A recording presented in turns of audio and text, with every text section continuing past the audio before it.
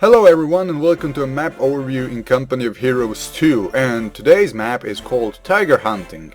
Interestingly enough, the Americans are not the ones that are going to hunt the tank, rather the tiger, but instead they are the one who will maneuver it around, who will control it. As we can see here, there's an abandoned King Tiger tank, and the explanation was that he passed over some mines that the Americans placed here, and now the tank has been abandoned and the Americans need to take this tank and drive it to this point here.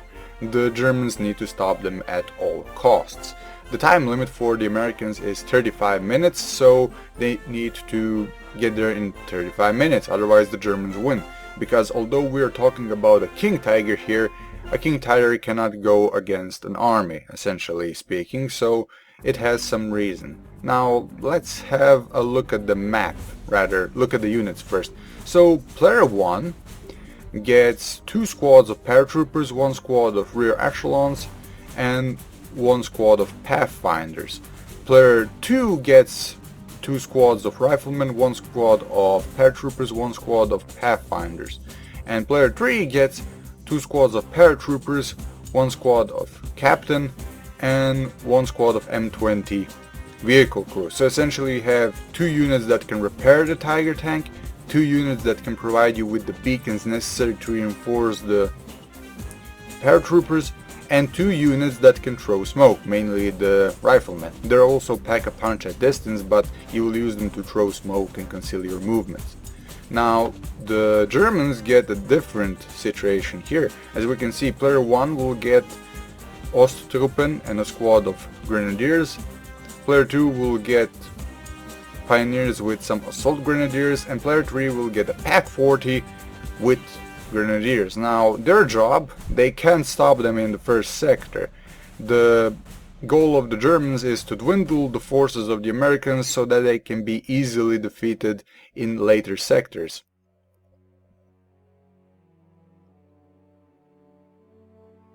Now to demonstrate, we also have some other units of the Germans that are controlled by the AI, but you cannot see what these units can see. So to prove my point, I'm going to set the fog of war. See here?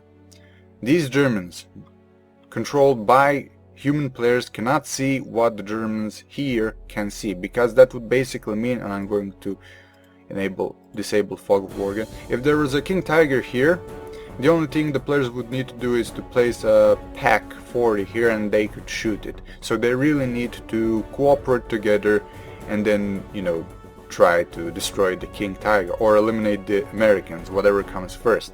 Now how does this work is that when the Americans capture this sector, all of the remaining units that were under the humans' control, human players, they will surrender. But you will get different units at the next sector. So the next sector is here, but you will get units here, and as we can see here, one player will get a Grenadier squad with an MG42, a Pack 40 and some Assault Grenadiers.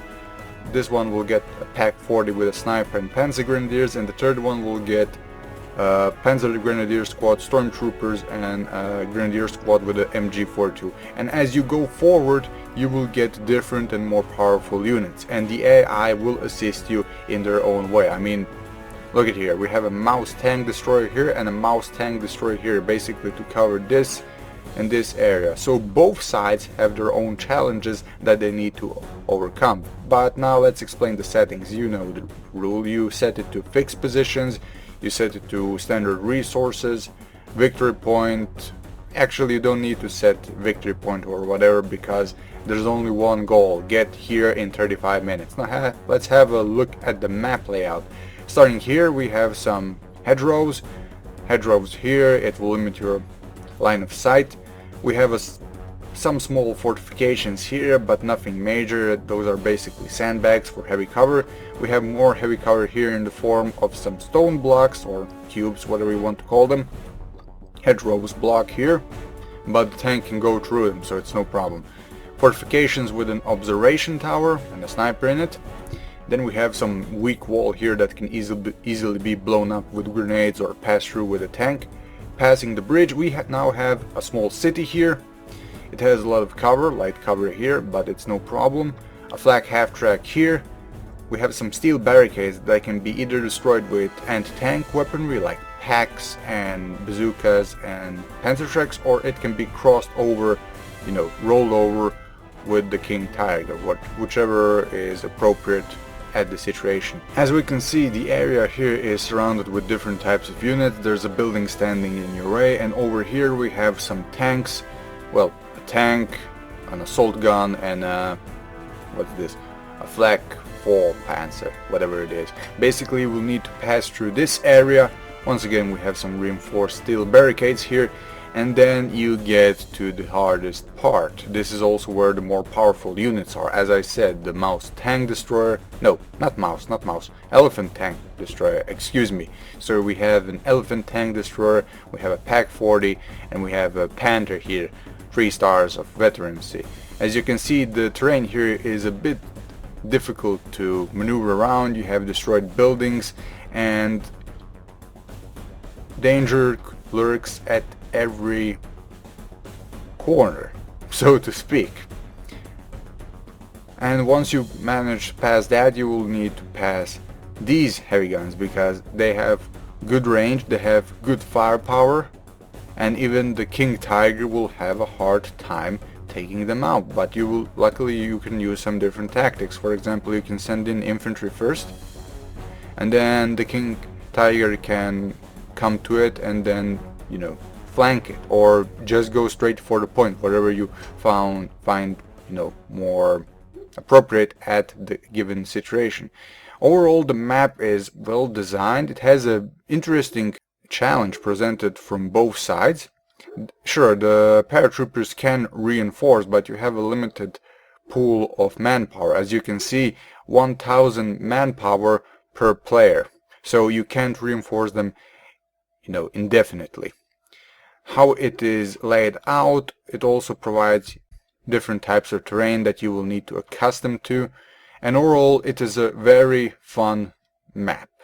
It is a cooperative versus type of scenario, as I said before, so it's really fun when you have good friends that you can communicate with, and then you either play as the Americans and try to support each other to punch through, or you play as the Germans and you know, try to weaken the forces as much as you can. I remember when I was playing this map, I went with my Panzer Grenadiers here. They had panzer trucks, and I heard something that someone was repairing the King Tiger, and I threw a bundled grenade and I took out almost the rear echelon squad. Basically just one man was left alive. And then when we returned here, I left my sniper at the bridge in order to take out some of the infantry. It was really fun. I knew I couldn't stop them here, but nevertheless that knowledge that I limited their forces, their repair abilities, to just one man and a squad of M20 crew, it was really thrilling. It was really entertaining. So I can definitely recommend this map for you. I hope you enjoyed the overview, and I hope I can see you next time.